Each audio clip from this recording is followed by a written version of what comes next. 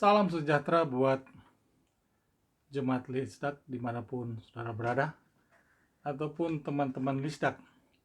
Kiranya berkat Tuhan selalu menjadi bahagian saudara-saudara. Pada kesempatan ini, kita akan belajar tentang anak domba Allah. Dalam sistem upacara ritual keagamaan bangsa Israel, mereka sering menggunakan hewan sebagai korban, yang merupakan bagian utama dari upacara ritual keagamaan mereka. Hewan yang sering digunakan pada saat itu, salah satunya adalah domba. Selain dari itu ada burung terkukur, lembu atau sapi, dan kambing. Yang kesemua hewan-hewan tersebut adalah hewan-hewan yang halal.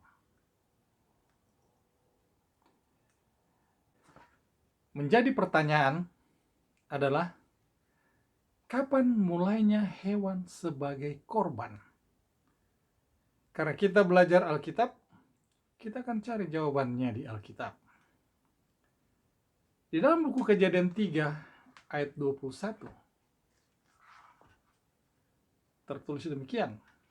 Dan Tuhan Allah membuat pakaian dari kulit binatang untuk manusia dan untuk istrinya itu, lalu mengenakannya kepada mereka. Jadi ayat ini menjelaskan bahwa Tuhan membuat pakaian dari kulit binatang. Dengan kata lain, Allah menyembelih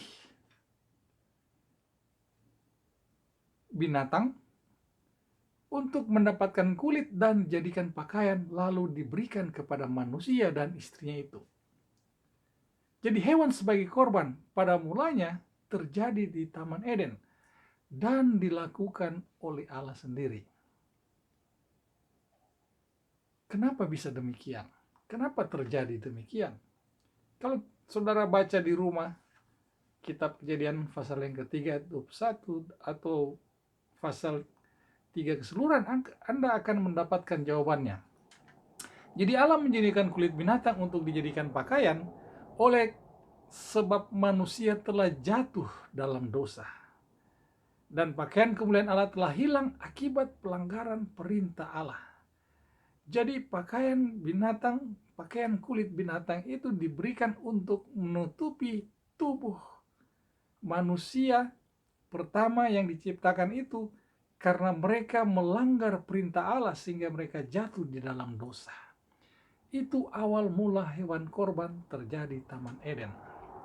Dan setelah manusia keluar dari Taman Eden, Adam tidak melakukan upacara hewan korban, tetapi kita bisa mendapatkan petunjuk walaupun Alkitab tidak mencatat. Di dalam Kejadian 4 ayat 4, anaknya Adam, Habel, mempersembahkan korban bakaran kepada Allah dan berkenan di hadapan Allah. Dengan kata lain, Habel sebagai anak dari Adam, dia belajar dari orang tuanya untuk melakukan upacara hewan korban. Jadi Adam pun melakukan upacara hewan korban setelah keluar dari Taman Eden, walaupun Alkitab tidak mencatatnya. Nah, dalam perjalanan generasi manusia selanjutnya, Nuh keluar dari bahtera, dia melakukan upacara hewan korban sampai kepada Abraham. Ketika Allah berjanji kepada Abraham untuk memberikan keturunan kepadanya, dan janji itu dipenuhi, dia mendapatkan Ishak. Setelah Ishak bertumbuh menjadi remaja, katakanlah remaja, lalu Allah berfirman kepada Abraham, persembahkan anakmu sebagai korban bakaran. Abraham sebagai orang yang beriman, dia ikuti perintah Allah. Allah katakan, pergi ke daerah atau ke tanah Moria untuk melakukan upacara korban. Lalu Abraham menyiapkan semua keperluan, kayu bakar, api, dan lain sebagainya yang dibutuhkan dalam perjalanan ke tempat yang ditunjuk oleh Allah. Dia menyertai bujangnya selain Ishak yang ikut karena perintah Allah. Nah, Ishak dan bujangnya ini, mereka sering melihat ada Abraham melakukan upacara hewan korban. Mereka bertanya-tanya, kalau mungkin bertanya-tanya, kita mau bikin upacara hewan korban, tetapi hewannya mana? Lalu Ishak bertanya, mungkin karena penasaran, ya. Lalu Ishak bertanya kepada Abraham. Anda bisa baca dalam Kejadian pasal 22. Saya gunakan bahasa kita sehari-hari. Bapak, kita kan mau bikin upacara hewan korban. Hewannya mana? Anak dombanya mana yang akan kita korbankan? Di dalam ayat 8, Kejadian pasal 22, Abraham berkata, sahut Abraham, Allah akan menyediakan anak domba untuk korban bakaran baginya, anakku. Demikianlah keduanya berjalan bersama-sama. Kita lihat Abraham menjawab dengan iman. Dan jawaban ini bukan saja berlaku pada saat itu, tetapi berlaku pada masa-masa yang akan datang setelah Abraham tidak ada. Kita akan lihat buktinya nanti. Alkitab akan membuktikan. Jadi dengan kata lain, bahwa Kejadian 22 ayat 8 ini merupakan suatu nubuatan juga bagi generasi manusia yang akan datang. Berbicara di masa yang akan datang. Dan betul, pada saat itu, setelah kita tahu ceritanya bahwa Abraham tidak mengorbankan Ishak karena Allah menyediakan domba pada saat itu untuk menjadi korban bakaran. Nah, dari Ishak dia mendapatkan dua orang anak, Esau dan Yakub. Dari keturunan Yakub ini bertumbuh suatu bangsa yang besar, yaitu bangsa Israel. Sebelum mereka bertumbuh menjadi suatu bangsa Israel, Yakub bermigrasi ke Mesir. Lalu mereka berkembang dengan pesat. Karena pada saat itu Yusuf menjadi orang kedua di Mesir. Nah, setelah Yusuf mati, timbul raja atau ada raja satu yang tidak mengenal jasa-jasa Yusuf. Lalu memperhatikan populasi orang Israel begitu besar dan menjadi ancaman bagi Mesir. Lalu raja ini dengan begitu liciknya, dia gunakan orang Israel ini untuk membangun Mesir, membangun gedung-gedung dan lain sebagainya. Katakanlah demikian, ya. Sehingga mereka dipaksa bekerja untuk pembangunan. Dan dalam penindasan kerja paksa tersebut, orang-orang Israel mengeluh kepada Tuhan. Bahkan yang lebih parah lagi, yang biasanya mereka disediakan bahan bakunya, sekarang mereka harus cari sendiri bahan bakunya. Kalau Anda baca di dalam buku Keluaran. Dan Raja perintahkan kepada dua bidan bahwa kalau wanita-wanita Israel ini hendak melahirkan seorang anak, kalau anaknya itu laki-laki, harus dibunuh. Tetapi bidan-bidan adalah yang takut kepada Tuhan. Mereka tidak melakukannya itu, tetapi mereka katakan, sebelum mereka datang, wanita-wanita yang melahirkan itu telah melahirkan anak mereka. Wanita-wanita yang mengandung itu telah melahirkan anak mereka, karena wanita-wanita Israel itu wanita-wanita yang kuat. Jadi mereka tidak melakukannya. Kemudian karena begitu berat penindasan, ya, lalu mereka berseru kepada Tuhan, dan Tuhan mengutus Musa dan Harun kepada bangsa Israel. Tentunya juga ceritanya kepada Raja Mesir untuk membiarkan mereka keluar dari Mesir. Lalu Tuhan berfirman kepada Musa dan Harun di dalam Keluaran pasal 12. Saya akan baca ayat 3-5. Firman Tuhan demikian. Katakanlah kepada segenap jemaat Israel, pada tanggal 10 bulan ini diambillah oleh masing-masing seekor anak domba menurut kaum keluarga, seekor anak domba untuk tiap-tiap rumah tangga. Tetapi jika rumah tangga itu terlalu kecil jumlahnya untuk mengambil seekor anak domba, maka ia bersama-sama dengan tetangganya yang terdekat ke rumahnya haruslah mengambil seekor menurut jumlah jiwa. Tentang anak domba itu, kamu buatlah perkiraan menurut keperluan tiap-tiap orang. Anak domba itu harus jantan, tidak bercelah, berumur setahun. Kamu boleh ambil domba atau kambing. Jadi ini firman Tuhan disampaikan kepada Musa, dan Musa katakan kepada orang Israel. Sebelum kita keluar dari tanah perbudakan perhambaan di Mesir ini, kita harus lakukan upacara korban anak domba yang sering kita kenal dengan istilah Paskah, anak domba Paskah. Dan betul mereka lakukan, dan mereka dilepaskan oleh Raja Mesir keluar. Jadi syaratnya di sini dikatakan anak domba Paskah harus jantan, tidak bercelah, berumur setahun. Setelah orang Israel keluar dari Mesir, mereka tiba di kaki Gunung Sinai. Maka Allah memerintahkan kepada Musa untuk mencatat tata cara upacara hewan korban dengan syarat-syarat hewan yang harus digunakan sebagai korban. Semua dicatat. Anda dapat baca di dalam Alkitab Anda, dalam buku Imamat. Lengkap tata cara, syarat-syarat hewan untuk upacara korban. Terdapat semuanya di dalam buku Imamat. Nah, salah satu contoh syarat-syarat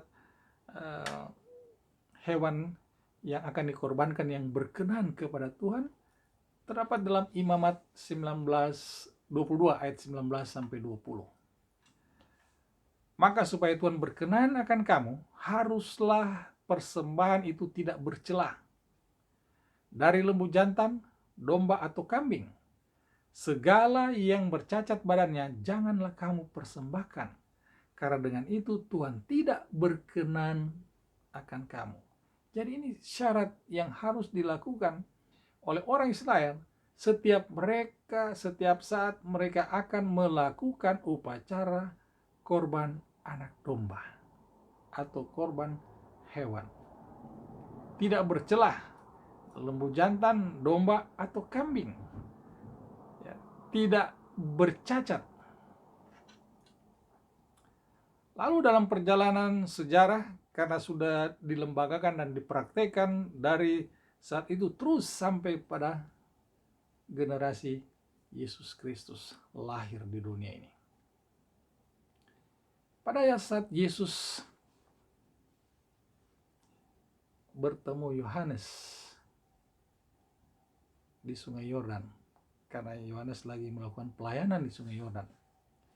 Yohanes 1 ayat 9 dan 35 sampai dengan 36. Firman Tuhan demikian bunyinya. Pada keesokan harinya, Yohanes melihat Yesus datang kepadanya, dan ia berkata, "Lihatlah anak domba Allah yang menghapus dosa dunia." Pada keesokan harinya, Yohanes berdiri di situ pula dengan 2 orang muridnya. Dan ketika ia melihat Yesus, ia berkata, "Lihatlah anak domba Allah." 2 kali Yohanes melihat Yesus. 2 kali kalimat yang sama pun diulangi yang dialamatkan kepada Yesus, yaitu lihatlah anak domba Allah. Lihatlah anak domba Allah. Apa maksudnya pengulangan kalimat yang sama? Ya. Kalau pengulangan kalimat yang sama itu menunjukkan keseriusan, sungguh-sungguh, atau penting bagi orang Israel pada saat itu. Lihatlah anak domba Allah. Artinya Yohanes coba merujuk kepada pengalaman nenek moyang mereka pada waktu mereka keluar dari tanah perhambaan di Mesir. Anak domba Paskah. Menjadi pertanyaan buat saudara dan saya, sejak kapan Yesus Kristus menjadi anak domba Allah? Karena sering kita katakan Yesus Kristus itu anak domba Allah. Sejak kapan? Karena kita belajar Alkitab, kita cari jawaban di dalam Alkitab. Sejak kapan Kristus ditetapkan sebagai anak domba Allah? 1 Petrus 1 ayat 20. Apa yang dikatakan? Ia telah dipilih sebelum dunia dijadikan. Tetapi karena kamu, ia baru menyatakan dirinya pada zaman akhir. Jadi Rasul Petrus menyatakan bahwa Yesus Kristus sebagai anak domba Allah telah dipilih sebelum dunia dijadikan. Dengan kata lain, sebelum dunia diciptakan beserta segala isinya dan manusia yang mengelola isi dunia ini, Tuhan sudah mempersiapkan rencana keselamatan bagi ciptaannya yang akan jatuh di dalam dosa karena melanggar perintah Tuhan. Allah Maha mengetahui dan Allah Maha pengasih. Oleh sebab itu Dia menyiapkan suatu rencana keselamatan manusia yang akan Dia ciptakan itu, yang akan jatuh di dalam dosa karena pelanggaran perintahnya. Jadi kita lihat pengenapan firman yang disampaikan kepada Abraham, Kejadian 20 ayat 8, Allah yang akan menyediakan anak domba untuk korban bakaran baginya, bagi Allah. Yohanes 1 ayat 29 dan 36. Jadi dengan kata lain bahwa Yesus sebagai anak domba Allah memang sudah dipersiapkan. Dia sudah bersedia menyediakan diri sebagai anak domba Allah yang akan menolong umat manusia, ya, yang akan menghapus dosa dunia ini di dalam 1 Yohanes pasalnya yang ayat yang ke-29. Jadi kita lihat di sini bahwa firman itu setahap demi setahap digenapi. Alkitab itu menjelaskan dirinya sendiri. Abraham katakan Allah menyediakan anak domba bagi dirinya sendiri, dan pada saat ini pun Rasul Petrus menyatakan bahwa Yesus telah dipilih sebelum dunia dijadikan. Jadi ia sudah mempersiapkan diri sebelum Dia menciptakan langit dan bumi beserta segala isinya, serta manusia yang mengelola isi dunia ini, yang pada akhirnya jatuh karena melanggar perintah Allah. Nah, untuk memahami lebih jauh lagi apa maksud dari anak domba Allah, karakteristik itu bagaimana, kita baca dalam Yesaya 53. Secara keseluruhan Anda bisa baca di rumah, tetapi saya akan membacakan ayat 7 dan ayat 8. Ini tipikal anak domba Allah. Dia dianiaya, tetapi dia membiarkan diri ditindas, dan tidak membuka mulutnya, seperti anak domba yang dibawa ke pembantaian, seperti induk domba yang keluh di hadapan orang-orang yang menggunting bulunya. Ia tidak membuka mulutnya. Dia tidak membuka mulutnya. Sesudah penahanan dan penghukuman ia terambil. Dan tentang nasibnya, siapakah yang memikirkannya? Sungguh ia terputus dari negeri orang-orang hidup. Dia terputus dari negeri orang-orang hidup. Artinya dia apa? Dia mati. Dan karena pemberontakan umatku, ia kena tulah. Ia kena kutuk karena pemberontakan umat Tuhan. Karena kejatuhan manusia, ia kena kutuk. Ia tidak membuka mulutnya. Maksudnya apa ini? Ya, orang kalau tidak membuka mulutnya artinya dia tidak mau berdebat. Dia tidak mau menjawab. Dia tidak mau berargumentasi. Dia tidak melawan. Dia tidak memberontak. Makanya dikatakan Yesaya ini 53 ayat 7 dikatakan dia dianiaya tetapi dia membiarkan dirinya ditindas dan tidak membuka mulutnya. Nah, coba kita cari bukti di ayat lain. Dalam Alkitab, dia tidak membuka mulutnya dan dia dianiaya dan ditindas. Untuk membuktikan ayat firman Tuhan dalam buku Yesaya pasal 53 ini, ayat 7. Matius 26 ayat 62 sampai 63. Lalu imam besar itu berdiri dan berkata kepadanya, "Tidakkah engkau memberi jawab atas tuduhan-tuduhan saksi-saksi ini terhadap engkau?" Tetapi Yesus tetap diam. 1. Yesus tetap diam atas saksi-saksi palsu yang dibawakan, yang disediakan oleh imam besar, para pemimpin agama pada saat itu. Ya, sudah menuduh dia membuat saksi-saksi palsu, tetapi Yesus tetap diam. Dia tidak membuka mulutnya, walaupun dia ditindas, dianiaya dengan kata-kata. Bahkan pada saat itu dia ditampar. Lanjut, kita cari bukti yang kedua bahwa ia tidak membuka mulutnya dalam Yesaya pasal 53:7. Markus 15 ayat 4 sampai 5. Pilatus bertanya pula kepadanya, katanya, "Tidakkah engkau memberi jawab? Lihatlah betapa banyaknya tuduhan mereka terhadap engkau." Tetapi Yesus sama sekali tidak menjawab lagi, sehingga Pilatus merasa heran. Jadi di hadapan pemimpin agama, Yesus tetap diam. Di hadapan pemimpin pemerintahan, Pilatus pada saat itu, Yesus tidak menjawab. Sekali lagi, Yesus diam. Dia tidak menjawab. Jadi sudah dua bukti menyatakan bahwa domba Allah itu pas. Anak domba Allah itu pas pada pribadi Yesus Kristus.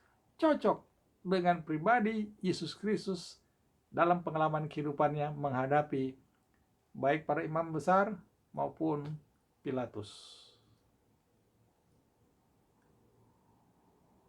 Dan dikuatkan dalam buku Kisah 8 ayat 32. Dikatakan, nas yang dibacanya itu berbunyi seperti berikut. Seperti seekor domba yang dibawa ke pembantaian, dan seperti anak domba yang keluh di depan orang-orang yang menggunting bulunya, demikianlah ia tidak membuka mulutnya. Jadi sudah cukup ya bahwa Yesus ini adalah anak domba Allah yang telah dijanjikan oleh Allah sejak dari firman yang dinyatakan oleh Abraham. Walaupun dalam buku 1 Petrus tadi sebelum dijadikan sudah dipersiapkan rencana keselamatan itu. Lalu bukti apa bahwa Yesus Kristus itu tidak cacat karakter atau tindakan, tabiat atau perbuatan? Kita lihat lagi dalam Alkitab. Lukas 23 ayat 4 dan ayat 14 sampai 15. Kata Pilatus kepada imam-imam kepala dan seluruh orang banyak itu, "Aku tidak mendapati kesalahan apapun pada orang ini." Dan berkata kepada mereka, "Kamu telah membawa orang kepadaku sebagai seorang yang menyesatkan rakyat. Kamu lihat sendiri bahwa aku telah memeriksanya dan dari kesalahan-kesalahan yang kamu tuduhkan kepadanya, tidak ada yang kudapati padanya.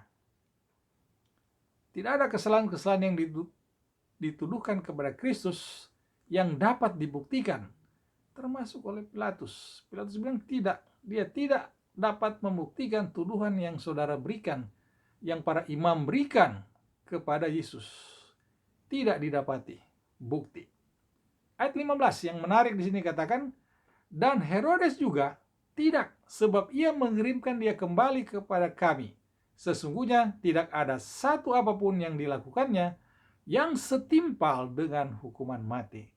Jadi dua kepala pemerintahan pada saat itu tidak mendapati kesalahan apapun pada pribadi Yesus Kristus sebagai anak domba Allah. Jadi bukti bahwa Yesus Kristus itu tidak cacat karakter dalam tindakan atau tabiat dalam perbuatan. Dua kepala pemerintahan, Herodes dan Pilatus, tidak mendapati kesalahan pada diri Yesus Kristus. Sesuai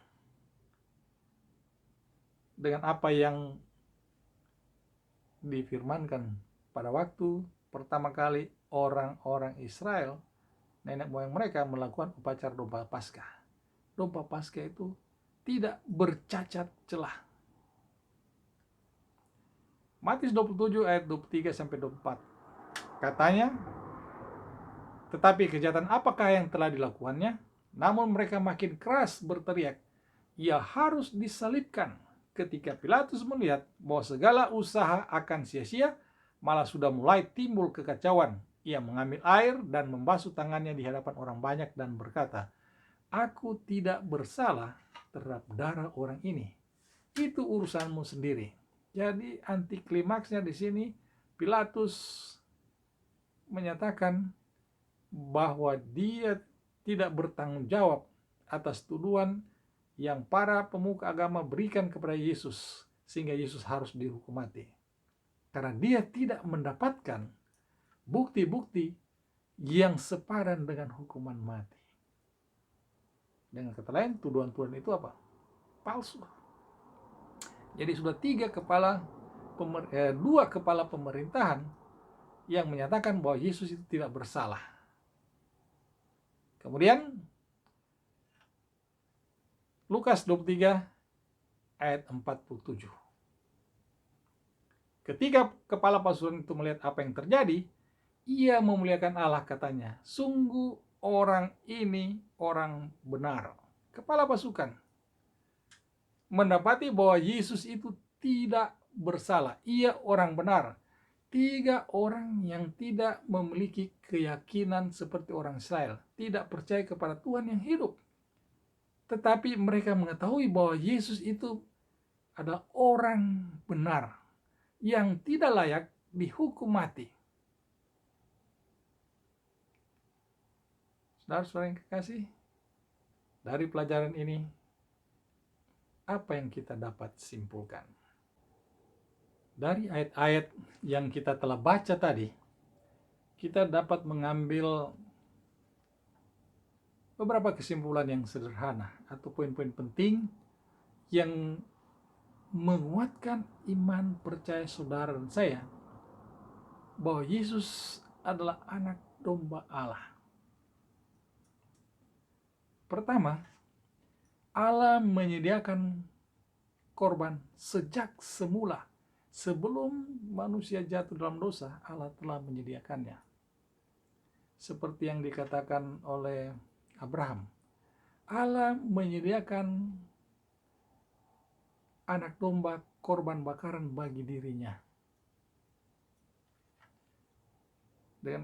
Lalu yang kedua, Allah berkorban untuk manusia. Yesus Kristus, anak domba Allah, dia berkorban untuk saudara dan saya. Sejak semula dia telah mempersiapkan dirinya untuk menjadi juru selamat. Dia terputus dari dunia orang-orang hidup. Korban tidak bercacat celah.